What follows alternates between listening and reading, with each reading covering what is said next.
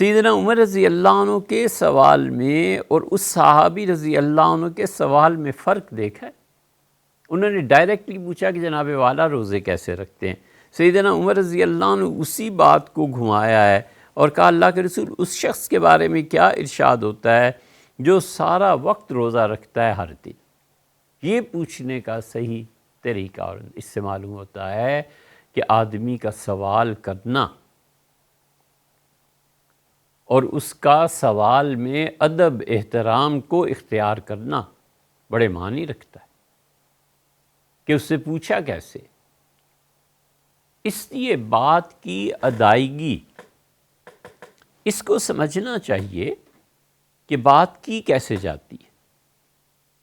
ایک عام آدمی کے ساتھ بات مختلف طریقے پہ ہوتی ہے.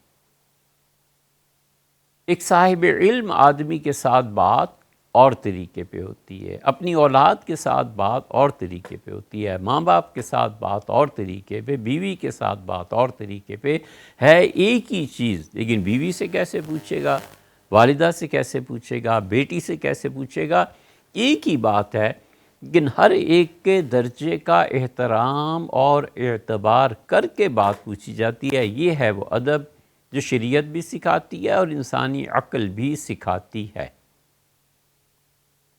خلیفہ منصور نے خواب دیکھا اور انہوں نے کہا کہ کسی شخص کو بلاؤ تعبیر دے، اور ایک آدمی لایا گیا تو خلیفہ منصور نے کہا کہ میں نے خواب میں دیکھا ہے میرے سارے دانت گر گئے.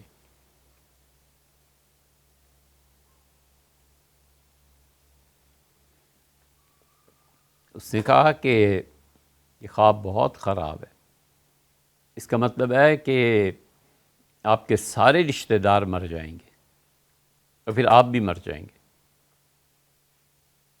اس نے کہا اللہ تعالیٰ تمہارا منہ نامبارک کرے، یہ تعبیر نامبارک ہو، نکالو اسے، کسی عقل مند آدمی کو لاؤ.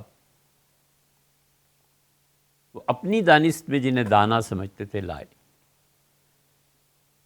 تو خلیفہ نے جب خواب بیان کیا تو انہوں نے کہا کہ امیر المومنین بہت مبارک خواب ہے، اللہ تعالیٰ برکتیں دے آپ کو. انہوں نے کہا کیسے؟